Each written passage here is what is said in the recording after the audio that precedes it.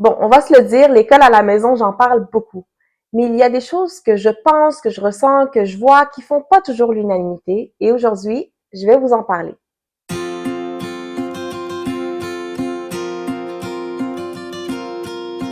Salam alaikum, mon nom est Aqua, je suis journaliste, autrice et surtout, je fais de l'école à la maison à mes enfants âgés entre 1 et 12 ans.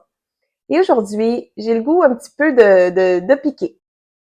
Je vais vous partager en toute transparence quelques opinions, j'en ai d'autres, mais on va pas vous faire fuir tout de suite, quelques opinions un peu plus impopulaires par rapport à l'école à la maison.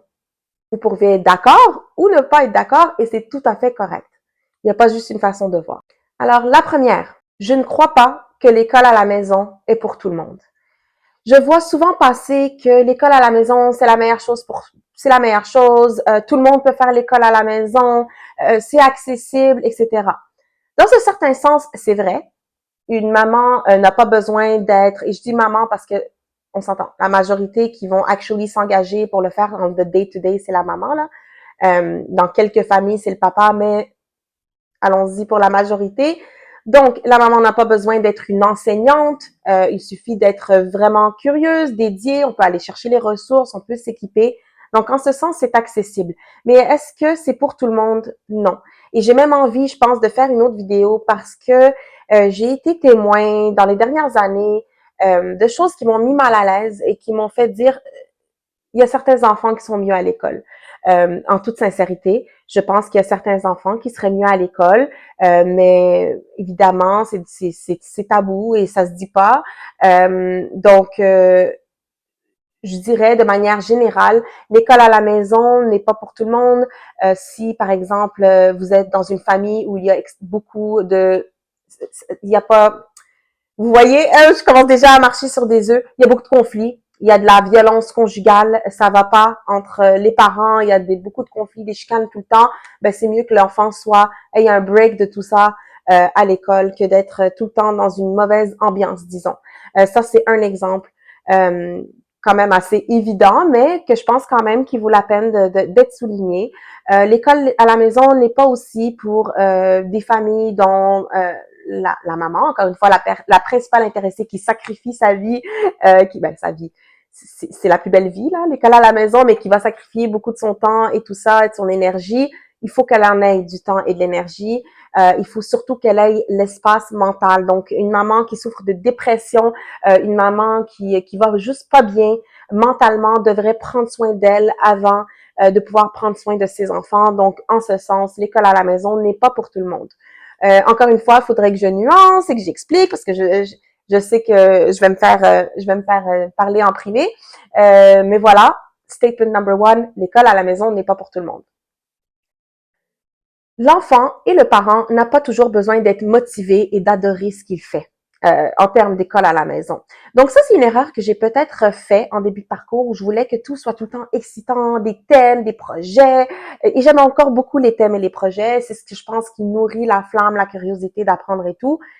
Mais to be honest, c'est la discipline. La discipline, on n'en parle pas assez. Des fois, il faut faire des choses qui sont moins intéressantes parce que tout simplement, il faut arriver au niveau où on a une certaine fluidité. Il faut arriver à un certain niveau où on a les bases pour pouvoir construire là-dessus quelque chose, un projet justement, mais sur des bases solides. Euh, oui, on a des outils pour se corriger et tout ça, mais il faut quand même une certaine base et pour ça, c'est la discipline et non la motivation et non la passion. Il y a personne qui est passionné par le fait d'apprendre ses tables de multiplication. Il y a personne qui est passionné par le fait de corriger ses pluriels à la fin de ses phrases. Et pourtant, c'est essentiel. Donc, voilà, tout n'est pas toujours passionnant, excitant, and it's okay. Numéro 3, la socialisation des enfants peut être pénible pour le parent.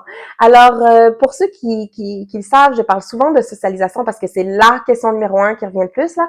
Et je dis toujours que c'est vraiment pas un big deal. C'est sûr que pour certaines familles, c'est plus difficile. Ça aussi, ça sera une autre vidéo à côté. Il y a des défis, c'est sûr et certain, en termes de logistique, de transport, de traits de personnalité, etc. Mais de manière générale, il y en a des opportunités qui font l'école, pour les enfants qui font l'école à la maison de socialiser. C'est pas ça qui manque, en fait. Par contre, c'est beaucoup moins facile que pour des enfants qui vont à l'école. Donc, ton enfant va à l'école, il fait sa socialisation, il rentre, t'es pas obligé de côtoyer les parents de ces enfants-là, t'es pas obligé de t'engager à aller les porter, les amener, alors que la socialisation de l'enfant homeschooler va reposer beaucoup sur l'implication parentale. Et donc, ça va être vraiment un défi à ce niveau-là. Ça peut être pénible que ce soit de faire le taxi parce que on n'est plus dans le quartier, là. Moi, les amis de mes enfants, ils habitent 30 minutes par-ci, 30 minutes par-là, dans l'ouest, dans l'est. Il faut faire le taxi. Ça peut être pénible aussi parce que des fois, on clique pas nécessairement avec les parents. On les respecte, c'est des bonnes personnes, c'est des bonnes familles. Ça nous fait plaisir que nos enfants sont amis avec leurs enfants. Mais nous, en tant que personne, c'est pas nos amis et pourtant, on est obligé de prendre un café et papoter avec ces gens-là pendant des mois. Des mois. That's how it feels like. That's what it feels like, des mois. Non, des heures pour faire des playdates et tout ça. Donc, c'est un peu plus engageant à ce niveau-là, ça peut être pénible. Numéro 4, opinion impopulaire. Pas besoin d'avoir des cahiers pour toutes les matières et pas besoin de finir tous les cahiers. La réalité, c'est que les enfants qui vont à l'école et qui ont des cahiers, rarement les finissent au complet. Hein. Je ne sais pas s'il y en a qui peuvent confirmer, témoigner, mais c'est rare que les gens vont finir leur cahier de A à Z. Et pourtant, je vois beaucoup de familles homeschoolers qui se stressent beaucoup à finir les cahiers, à faire les cahiers, etc. Alors que, en plus des cahiers, ils vont faire plein de projets et de trucs enrichissants, des visites de musées, des sorties, des livres, des lectures, des pièces de théâtre. Mais ils voient pas que ça peut remplacer plusieurs pages du cahier.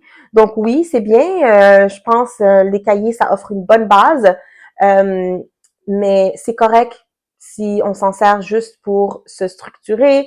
C'est correct si on fait juste les pages qui nous les notions, aller chercher des notions spécifiques qu'on trouve que notre enfant doit travailler un peu plus, tout en complétant avec d'autres choses. Donc, ça, c'est l'opinion numéro 4. Et mon opinion numéro 5, l'école, c'est pas le diable. Donc, évidemment, je crois que l'école à la maison, c'est un choix incroyable. C'est un cadeau qu'on s'offre en tant que famille, que ce soit pour l'enfant ou que ce soit pour la fratrie ou que ce soit... Je ne vois... Oui, il y a des désavantages, c'est difficile, etc. Mais j'ai dit des avantages, en tout cas, il y a des inconvénients, mais les avantages pour moi sont way bigger. Par contre, j'aime pas non plus quand j'entends une diabolisation de l'école, comme s'il y avait rien de bon qui se fait dans les écoles, comme si retourner son enfant à l'école, c'est la pire chose qui peut arriver, comme si c'est un échec. Je ne crois pas ça et en fait, je le crois de moins en moins. Peut-être qu'à une époque où j'étais plus idéaliste, peut-être que j'ai pu donner cette impression-là, mais je ne le crois pas. J'idéalise de moins en moins. Même si je crois encore que c'est la meilleure chose et la plus belle chose, etc., etc., je pense que c'est une option éducative. Certaines écoles, même publiques, de quartier, peuvent être excellentes, d'autres moins. Il faut vraiment y aller selon votre quartier, selon des reviews que vous avez entendus. Il y a des écoles qui font des projets, je suis jalouse, là. J'aimerais ça pouvoir mettre mon enfant dans ces écoles-là, puis je vois passer des choses incroyables. J'aimerais ça pouvoir comme avoir une école à temps partiel. Ça, ce serait vraiment génial d'avoir une école à temps partiel gratuite publique là. Mais bon, on rêve, mais c'est ça que j'aurais aimé. Bref, l'école, c'est pas le diable. Ma 5e opinion est populaire parmi les homeschool. Génial, génial. C'est pas tout le monde qui pense ça, on va dire. C'était tout pour mes 5 opinions impopulaires de la journée. Peut-être que je ferai un part 2. C'est le genre de conversation spontanée, authentique que j'aime avoir, que j'aime partager avec vous. Vous pouvez, si vous voulez, échanger avec moi davantage et avec ma belle communauté parce que j'ai la meilleure communauté ever. Fight me on it.